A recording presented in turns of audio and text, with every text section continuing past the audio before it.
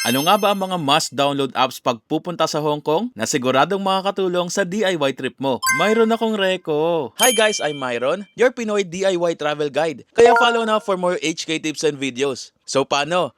Tara sa Hong Kong?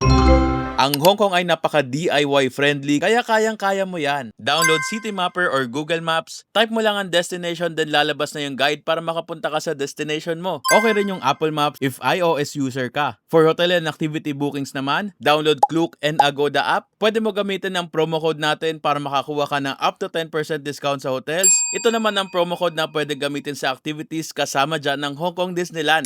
Speaking of Hong Kong Disneyland, download ka rin ng Hong Kong Disneyland app. Nandito ang park schedule, map and other park info na makakatulong sa pagplan mo ng Disneyland itinerary mo. Octopus app naman, if gagamit ka ng Octopus card for Hong Kong and Macau, pwede ka dito mag-update ng balance and mag-top up at the same time. Alam naman natin na pag sinabing Hong Kong, lakaran talaga yan. Pwede ka mag-Uber kung di na talaga kaya lumakad. Medyo pricey option lang ito, pero for convenience, pwede na. For accurate weather forecast sa Hong Kong, download My Observatory dahil pa iba-iba ang weather. Mainit ngayon tapos maya-maya, uulan bigla. Join ka na rin sa ating groups for more Hong Kong tips and guides. Tara sa Hong Kong!